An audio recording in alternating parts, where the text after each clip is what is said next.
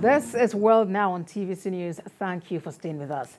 Let's turn attention to the northeastern corner of Africa, where the chairman of Egypt's National Election Authority, Walid Hamza, says the presidential elections within Egypt will take place over 3 consecutive days and beginning on December the 10th, 2023. During a press conference, Mr. Hamza also announced that the presidential election of the Arab Republic of Egypt will be held outside the Republic on the 1st, 2nd, and 3rd of December 2023, and inside Egypt on the 10th, 11th, and 12th of December 2023. According to the timetable, the publication of the initial list of candidates' names and the number of supporters for each candidate will be on the 16th of October. The commencement of candidates' campaigns will begin on the 9th of November.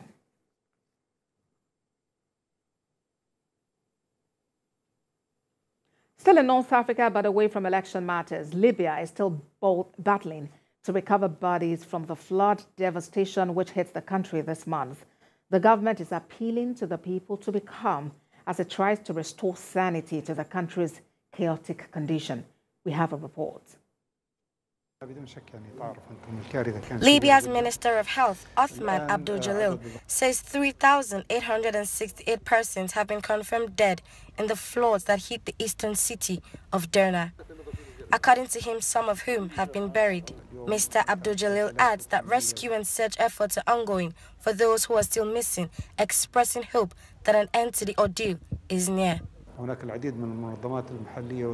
The minister stressed that burying the dead will not be a source of any potential pandemic, explaining that the government is working in cooperation with local and international organizations, including the World Health Organization, to take all the necessary precautions to prevent any pandemics. The government says it is monitoring the water quality on a daily basis, especially the water sources.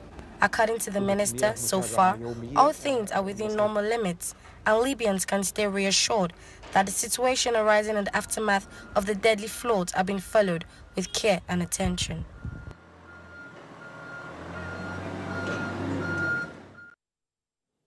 The granddaughter of South Africa's first democratically elected president, Nelson Mandela, has died of cancer at the age of 43. A spokesperson says Laika Mandela passed away on Monday evening, surrounded by friends and family. In recent years, Ms. Mandela had become well known for detailing her cancer treatment. She was also open about her history of drug addiction.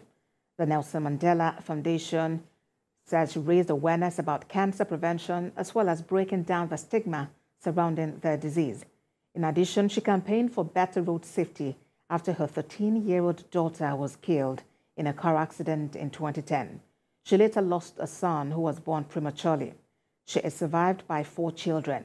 Diagnosed with breast cancer at the age of 32, she received treatment, but the illness later returned. In the U.S. state of Hawaii, government authorities are allowing the first residents and property owners to return to the devastated properties in Lahaina, many for the first time since the historic town was demolished by a wildfire nearly 7 weeks ago. The prospect of returning had stirred strong emotions in residents who fled in vehicles or on foot as the wind-whipped flames raced across Lahaina. The wildfire killed at least 97 people and destroyed more than 2,000 buildings, most of them homes. Government officials are urging people not to sift through the ashes for fear of raising toxic dust. It's pretty bad. After so many years of living here, I just can't say anything.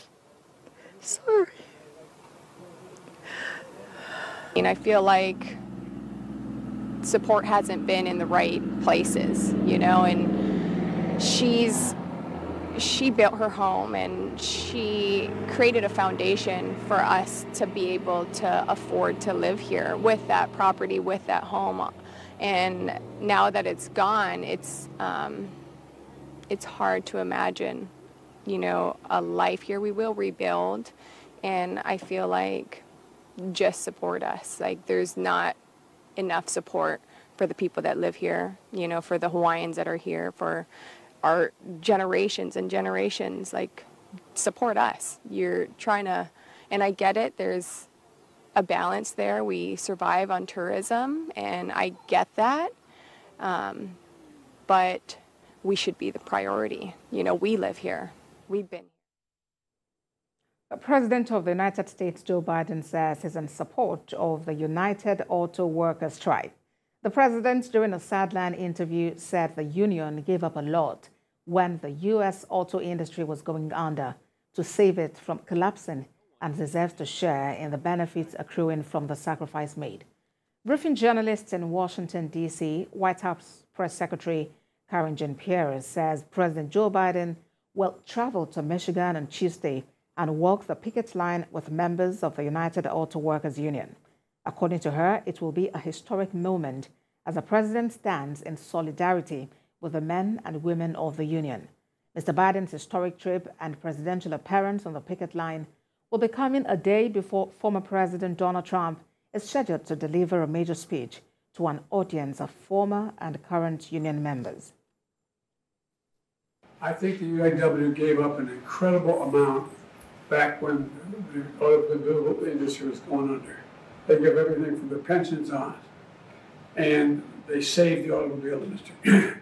And I think that now that the industry is roaring back, they should participate in the benefit of that. And if you take a look at the significant increase in salaries for the executives and growth of the industry, they should benefit from it. So yes, I always support the UAW. He is the most pro-union president in modern times. That is not something that he's given himself that title. That is something that labor unions have given to him, and he wears that very proudly. And as you all know, the president of UAW invited him to attend, and he accepted. But look, this is a president that's made very, very clear that he believes that corporate profits should lead to a record UAW contract. You know, before the strike even occurred, he made public announcements about this. He spoke to the parties on both sides of this. He has made it very, very clear that he supports union workers, he supports the UAW workers, and the president's going to continue to show his support, not just from the last couple of years, but as he has been in the public eye as a senator, as a vice president, his support for unions.